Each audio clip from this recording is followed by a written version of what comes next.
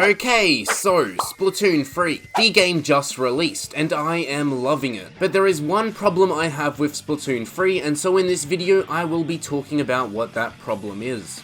Now, I'm someone that loves offline games like the Zeldas and Marios, and online shooters such as Overwatch and Fortnite. So when I see a game like Splatoon 3 that is going to have great online shooter gameplay, and is supposedly or potentially going to have a great story mode or offline content, I was really excited. So I went out to my local Big W, picked up Splatoon 3, booted up the game, and thought I'd give the story mode a try first. And it was disappointing.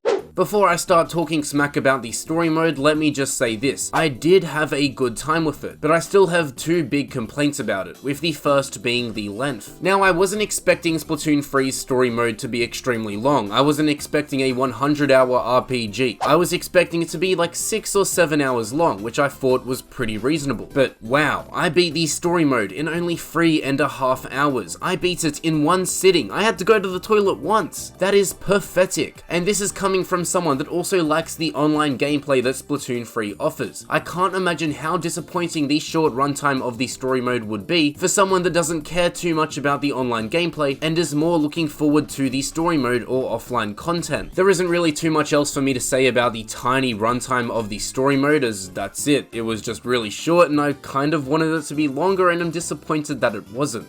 The second thing I don't really like about the story mode is the setting. That probably doesn't make sense, but just let me explain. Now, in some of the trailers for Splatoon 3, there was quite a lot of emphasis on these really cool locations. There was the desert location that we saw quite a lot of in the first few trailers for Splatoon 3, then there was the upside down city and the snowy location. Now, when you're in Splatsville and go through the drain to get to the story mode, you end up in Alterna, which is where the story mode takes place. In Alterna, the overworld is made up of the desert and snowy locations that we saw in the Splatoon 3 trailers, and the overworld is really fun to explore and roam around in, and it looks good. But when you enter the levels, the desert or snowy setting is just gone. You've been transported to a generic looking setting, which I found disappointing. Nintendo went through the effort to make these cool environments, and in the actual levels, the environments are nowhere to be seen. In Breath of the Wild, Hyrule is made up of incredible environments, but then in the 120 shrines that are scattered throughout Hyrule, they all have the exact same interior, and it gets pretty boring, and that's something a lot of players agree on. And in Splatoon 3's story mode, the same thing is happening. The game has these really cool environments, and in the shrines or levels, the environments have been completely thrown away, and it's frustrating.